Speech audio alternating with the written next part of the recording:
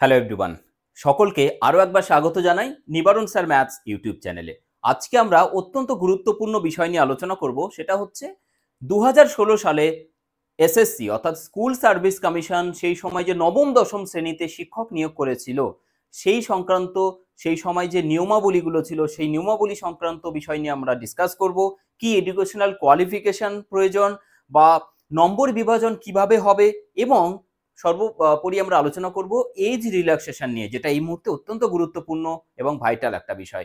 তার জন্য আমাদের একটু ধৈর্য নিয়ে পুরো বিষয়টা একটুখানি খেয়াল রাখতে হবে। পিডিএফটা অনেকটা বড় রয়েছে, আমরা ধীরে ধীরে আলোচনা করব এবং মেন জায়গাগুলো আমি হাইলাইট করে দিয়েছি। পিডিএফটা পেতে আমাদের টেলিগ্রাম চ্যানেলে জয়েন করে নেবেন আপনারা, এবং অবশ্যই যদি এইরকম আপডেট পেতে চান তাহলে অবশ্যই প্রত্যেকের চ্যানেলটিকে এক্ষুনি সাবস্ক্রাইব করে নেবেন। তো প্রথমে আমি বলে দিই যে এই পিডিএফটা আমরা দেখতে পাচ্ছি, এটা একটা গ্যাজেট 2016 সালে যেটা পাবলিশ হয়েছিল। ওকে, তাহলে এই গ্যাজেট অনুযায়ী কি কি রয়েছে এখানে আমরা একটুখানি চোখ বুলিয়ে নিই। ইয়েস, আমি মেন জায়গাগুলো একটু হাইলাইট করে দিয়েছি, না হলে ভিডিওটা অনেকটা বড় হয়ে যাবে। তো আমি শেষ পর্যন্ত একটু ধৈর্য নিয়ে সকলকে থাকতে বলছি। প্রথমে শর্ট টাইটেল এবং কমেন্টসমেন্ট কি রয়েছে। This rules may be called the West Bengal school service commission selection for appointment to the post of teachers for classes 9 and 10 in secondary and higher secondary schools, rule 2016। Yes, তারপরে কি রয়েছে আমরা এগুলো পড়ে নেব পিডিএফ থেকে। মেন জায়গাগুলো আমি একটু হাইলাইট করে দিয়েছি, যে জায়গাগুলো যে প্রশ্নগুলো আমাদের প্রত্যেকের মনে রয়েছে। এরপরে আমরা দেখতে পাচ্ছি name of the post, qualification and age. এটা তো আমরা জানলাম। এবারে কোয়ালিফিকেশনের কথা বলতে গেলে এখানে পরিষ্কার করে বলা রয়েছে খুব গুরুত্বপূর্ণ একটা point, provided that qualification of teacher includes academic qualification and professional qualification of the teacher for classes 9 and 10 as mentioned by NCT from time to time applicable on the date of advertisement। অর্থাৎ একজন শিক্ষকের educational qualification বা academic qualification বা professional qualification কি হবে, এগুলো সবই হবে কি এনসিটির যে নর্ম রয়েছে। এনসিটি কিন্তু তাদের গাইডলাইন বিভিন্ন সময় হয়তো পরিবর্তন করে থাকে টাইম টু টাইম, বাট অ্যাডভার্টাইজমেন্টের সময় যে রুল রেগুলেশন সেই অনুযায়ী কিন্তু এনসিটির গাইডলাইন মেনেই একজন শিক্ষকের একাডেমিক কোয়ালিফিকেশন বা প্রফেশনাল কোয়ালিফিকেশন থাকতে হবে। এবং আরো গুরুত্বপূর্ণ পয়েন্ট এটা, provided further that certificates obtained on or before the last date of receipt of application. অর্থাৎ last date of receipt of application, যে ডেটের আগে পর্যন্ত সমস্ত সার্টিফিকেটস গুলো কিন্তু প্রত্যেকের মানে ক্লিয়ার হয়ে থাকতে হবে। এমন নয় যে আমি পরীক্ষা দিয়েছি বাট মার্কশিটটা এখনো আসেনি, এমন নয়। সমস্ত সার্টিফিকেট এই ডেটের আগে হওয়া চাই।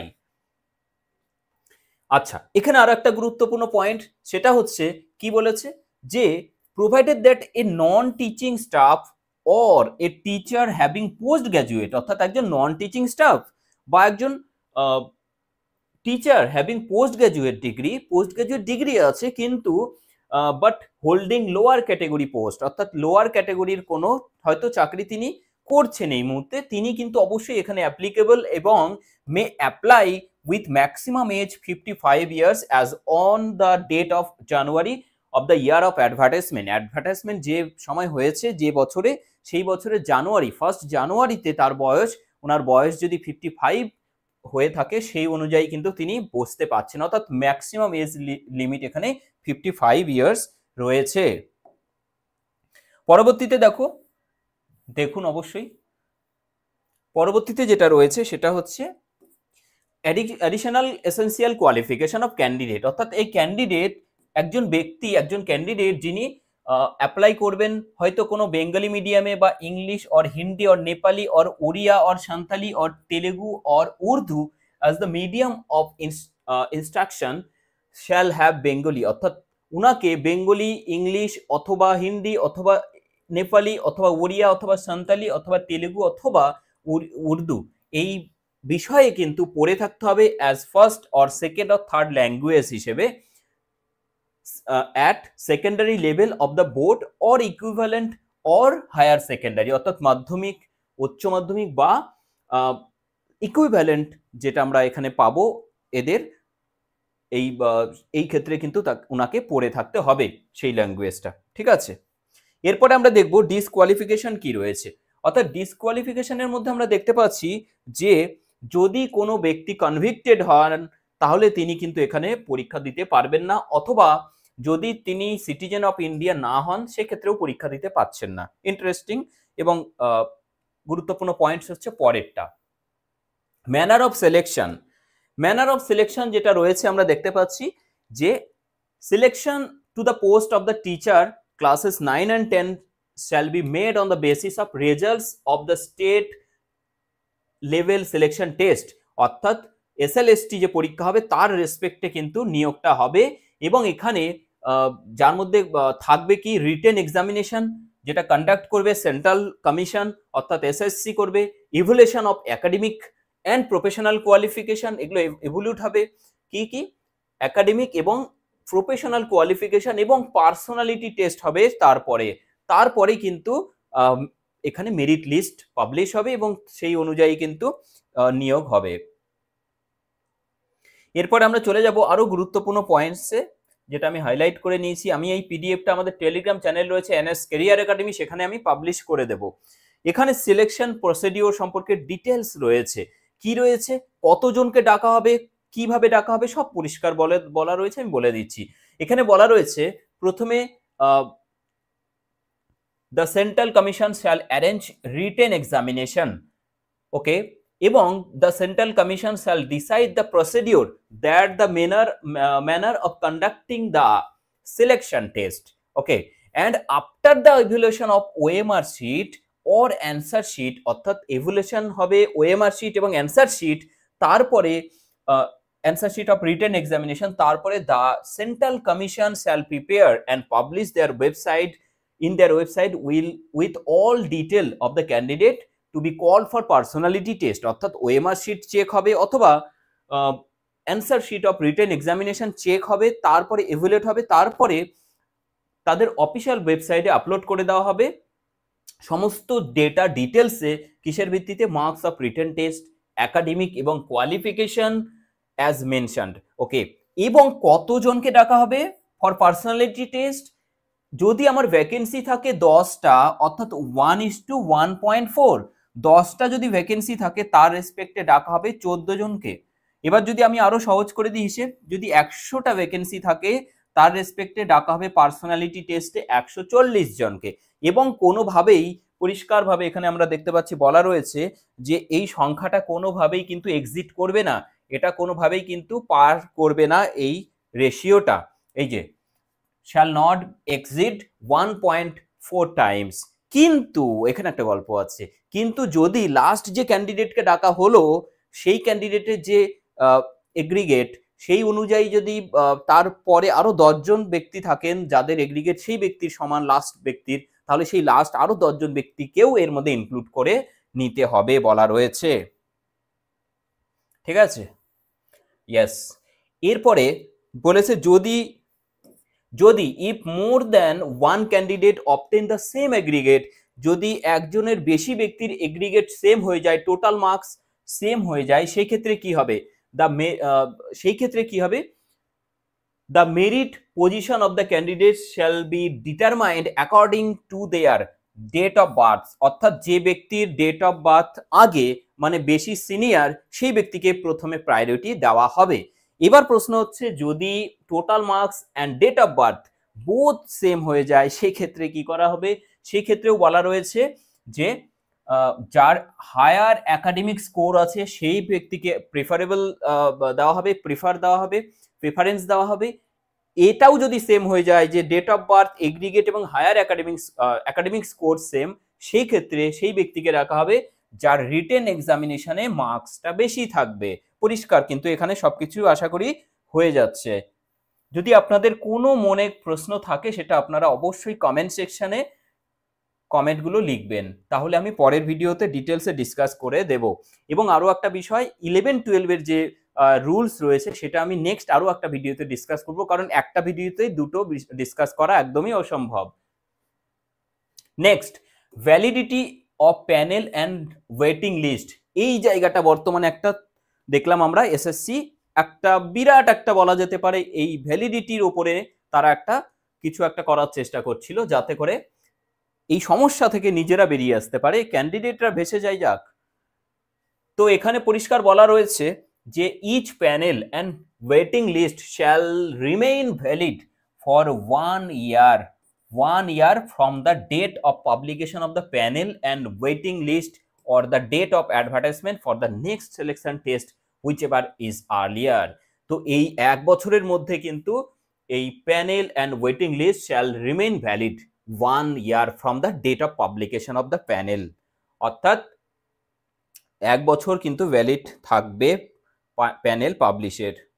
ইয়েস, তারপরে আমরা চলে যাচ্ছি আরো গুরুত্বপূর্ণ পয়েন্টস গুলো আসবে, এবার নম্বর বিভাজন গুলো আসবে, সেই নম্বর বিভাজনের দিকে যাব। ইয়েস, আচ্ছা এখানে আরো একটা বিষয় রয়েছে, preservation of written examination answer script. বলেছে the answer script, OMR sheet, এগুলো সবকিছুই shall be destroyed by the commission after 1 year from the date of publication of the panel। Panel পাবলিশের 1 বছর পরে এগুলো কমিশন ডিস্ট্রয় করে দেবেন, ঠিক আছে।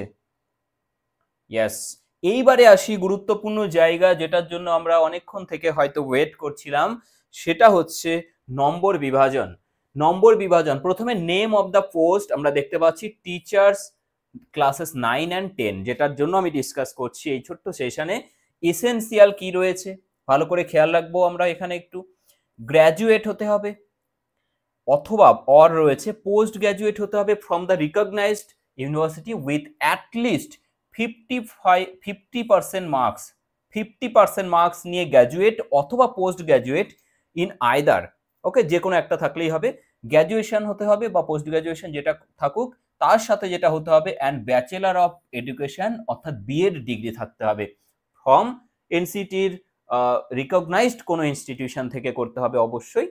এবং এখানে বলা রয়েছে এজ লিমিট ম্যাক্সিমাম 40 ইয়ার্স এবং মিনিমাম 20 ইয়ার্স থাকবে। এটা জেনারেলদের ক্ষেত্রে, নর্মালদের ক্ষেত্রে যাদের কোনো রিজার্ভেশন নেই। এবং 5 year age relaxation for schedule caste এবং শিডিউল ট্রাইবদের জন্য থাকছে, এবং 3 বছরের থাকছে ব্যাকওয়ার্ড ক্লাস যারা রয়েছে ক্যান্ডিডেটস তাদের জন্য, অর্থাৎ ওবিসির জন্য রয়েছে। এবং 8 years for the physical handicapped candidate up to 55 years as the age in the case of service school teacher. এছাড়াও আমি এখানে একটা কথা অ্যাড করতে চাইবো, সেটা হচ্ছে যেহেতু 2016 সালের প্যানেলটা এই মুহূর্তে আমরা দেখেছি বাতিল করা হয়েছে, সেই সংক্রান্ত যেহেতু নতুন করে পরীক্ষা ফ্রেশ রিক্রুটমেন্টের কথা সুপ্রিম কোর্ট বলেছে, সেই জন্য বলছি এজ রিল্যাক্সেশন কিন্তু সকলে পাবেন। এবং নতুন যেটা গ্যাজেট পাবলিশ হবে সেই বা রিক্রুটমেন্ট রুলস পাবলিশ হবে, সেই অনুযায়ী কিন্তু সেখানে আমরা হয়তো দেখতে পাবো নতুন করে এজ রিল্যাক্সেশনের ব্যাপারটা, বা পিএইচ যারা ক্যান্ডিডেটস আছেন তাদের ব্যাপারগুলো সেখানে পরিষ্কারভাবে কিন্তু মেনশন থাকবে, যেহেতু সুপ্রিম কোর্টের অর্ডার রয়েছে, ঠিক আছে, এই ব্যাপারে। আচ্ছা, এরপরে আমরা একটুখানি নিচের দিকে যদি যাই, এখানে দেখছি যে পার্ট এ তে কি রয়েছে। পার্ট এ তে আমরা দেখতে পাচ্ছি যে কি কি পরীক্ষা সেই সংক্রান্ত কিন্তু বিষয় রয়েছে এখানে, অর্থাৎ এই 9-10 যে পোস্ট রয়েছে টিচিং পোস্ট, সেই পোস্টে আমরা প্রথমে দেখতে পাচ্ছি রিটেন এক্সামিনেশন হচ্ছে, যে রিটেন এক্সামিনেশনটা হচ্ছে 55 মার্কসের। তারপরে দেখতে পাচ্ছি academic qualifications including professional qualification, total এখানে কিন্তু 35 মার্কস রয়েছে। এবং রয়েছে পার্সোনালিটি টেস্ট, যেটাকে আমরা ইন্টারভিউ বলছি, সেটা রয়েছে 10 মার্কের। তো এই টোটাল মিলিয়ে কত হচ্ছে আমাদের 55 আর 5 হচ্ছে 60, 30 আর এখানে 10 40, মানে টোটাল হয়ে গেল আমাদের এখানে 100 মার্কস। এই 100 মার্কসের বিভাজনটা আমরা দেখতে পাচ্ছি, আরেকবার রিপিট করছি, 55 মার্কস রিটেন এক্সামিনেশন, এবং রিটেন এক্সামিনেশন ছাড়া এই 35 মার্কস রয়েছে আমাদের academic qualification including professional qualification, অর্থাৎ বিএড সমস্ত মিলিয়ে এখানে 35। এই 35 মার্কসটাকে কিভাবে বিভাজন করা হয়েছে সেটাতে আমি ডিসকাস করব এখন ডিটেলসে। আমরা দেখতে পাচ্ছি এখানে যে অ্যাওয়ার্ড অফ মার্কস কিভাবে রয়েছে। এক্সামিনেশনস কি রয়েছে, ফুল মার্কস 35। এক্সামিনেশনস গুলোর নাম এখানে পরপর রয়েছে, স্কুল ফাইনাল অর্থাৎ মাধ্যমিক অর ইকুইভ্যালেন্ট, যেটাতে 10 মার্ক রয়েছে। এই 10 মার্কের মধ্যে নাম্বার ডিভিশন কিভাবে হবে, 60% অ্যান্ড অ্যাবাভ, অর্থাৎ 60% কেউ যদি পেয়ে থাকে তিনি পাবেন 10 মার্ক, বা তার বেশি যদি পেয়ে থাকেন তিনি পাবেন 10 মার্ক, 10-এ 10। এরপরে বিলো 60 45 এর পর্যন্ত পাচ্ছে 8 মার্কস, কেউ যদি 45 এর নিচে পেয়ে থাকেন তিনি পাবেন 6 মার্কস। এবং এখানে বলে রাখি যে relaxation of 5% marks in educational qualification will be allowed in case of reserved ক্যান্ডিডেটদের ক্ষেত্রে 5% মার্কস কিন্তু অ্যালাউড করা হচ্ছে এখানে। এরপরে চলে যাচ্ছি আমরা, এটা 10 মার্ক হলো, বাকি 35-এর মধ্যে আর 25 মার্ক কোথায় কিভাবে রয়েছে। বাকি 25 মার্ক যেটা রয়েছে সেটা আমরা দেখতে পাচ্ছি এখানে এক্সামিনেশনস কি এইচএস অর +2 স্টেজ, যেটা রয়েছে আমাদের কি এখানে 10 মার্কস। তাহলে 35-এর মধ্যে 10 মাধ্যমিক, 10 এইচএস অর ইটস ইকুইভ্যালেন্ট, সেখানে 10 মার্কসের মধ্যে এখানেও একই রকম নম্বর বিভাজন, 60 and above 10 marks, below 60 to 55 কত রয়েছে 8, বিলো 45 6 মার্কস। এবং এখানে আমরা দেখতে পাচ্ছি ওল্ড এইচএস সম্পর্কেও বলা রয়েছে, যেহেতু ওল্ড এইচএস এর মধ্যে কি কি রয়েছে, স্কুল অফ ফাইনাল মাধ্যমিক or its equivalent and HS, এই টোটাল মিলিয়ে 20 মার্কস, এবং এটাকেও একই রকম ভাবে বিভাজন করা রয়েছে according to their percentage of marks. এরপরে আমরা দেখতে পাচ্ছি, এরপরে আমরা যেটা দেখতে পাচ্ছি গ্র্যাজুয়েট অর পোস্ট গ্র্যাজুয়েট। আমরা দেখেছিলাম যে গ্র্যাজুয়েট হতে হবে অথবা পোস্ট গ্র্যাজুয়েট, দুটোর ক্ষেত্রেই আমরা যেটাই শো করব সেই ক্ষেত্রে আমরা 60% মার্কস যদি বা তার বেশি পেয়ে থাকি 10 মার্কস, 60% টোটাল 10 মার্কস, এটা হচ্ছে 60% অর 60 অ্যাবাভ যদি কেউ পেয়ে থাকেন তাহলে 10 মার্ক, তার নিচে যদি এখানে আমরা পেয়ে থাকি তাহলে পাচ্ছি 8 মার্কস 45 পর্যন্ত অবশ্যই। হ্যাঁ, আর বাকিটা রয়েছে এখানে কত 6 পাচ্ছি 45 এর বিলো। এখানে একটা জিনিস মেনশন করে দেওয়া উচিত, সেটা হচ্ছে যদি the higher marks either in graduation or in post graduation be considered, যে মার্কসটা বেশি HS or post graduation or post graduation, যেখানে যে মার্কসটা বেশি থাকবে সেই মার্কসটাকে কনসিডার করা হবে এখানে। ওকে, নেক্সট এখানে ব্যাচেলর কোয়ালিফিকেশন যেটা রয়েছে, ব্যাচেলর অফ এডুকেশন অর্থাৎ বিএড এর ক্ষেত্রে, অর্থাৎ প্রফেশনাল কোয়ালিফিকেশন যেটা আমরা দেখতে পাচ্ছি সেখানে 5 মার্কস টোটাল অ্যালাউড রয়েছে। তাহলে এই হয়ে যাচ্ছে টোটাল 30 and 5 35 মার্কস, 60 অ্যান্ড অ্যাবাভদের জন্য 5 মার্কস, 60 থেকে কম 45 পর্যন্ত 4 মার্কস, এবং 45 এর নিচে হলে 3 মার্কস। এইভাবে কিন্তু টোটাল 35 মার্কসটাকে কনসিডার করা হলো। অর্থাৎ 35 টোটাল আমরা দেখে নিলাম যে 35 মার্কস যদি কেউ পেয়ে থাকেন, এখানে 35 মার্কস কিন্তু আমাদের রয়েছে এখানে একাডেমিক কোয়ালিফিকেশনের জন্য 35 মার্কস, পার্সোনালিটি টেস্টের জন্য 10 মার্কস, এবং 55 মার্কস আমরা দেখলাম যে রিটেনে রয়েছে। এই সব মিলিয়ে কিন্তু 100 মার্কসের বিভাজন। তো এই সমস্ত কিছু নিয়ে যদি কারো কোনো রকম আপনাদের প্রশ্ন থাকে সেটা অবশ্যই কমেন্ট সেকশনে লিখবেন, আমি যথারীতি চেষ্টা করব সেটা ক্লিয়ার করার। নেক্সট আমি আরো একটা সেশনে আলোচনা করব 11-12 এর শিক্ষক সেই সময় যে নিয়োগ হয়েছিল তার রিক্রুটমেন্ট রুলস নিয়ে। তো আশা করি প্রত্যেকের ভিডিওটি অবশ্যই ভালো লেগেছে। আপনারা যদি ভিডিওটিকে পছন্দ করে থাকেন অবশ্যই লাইক এবং চ্যানেলটিকে সাবস্ক্রাইব করবেন। থ্যাংক ইউ সকলকে, থ্যাংক ইউ সো মাচ।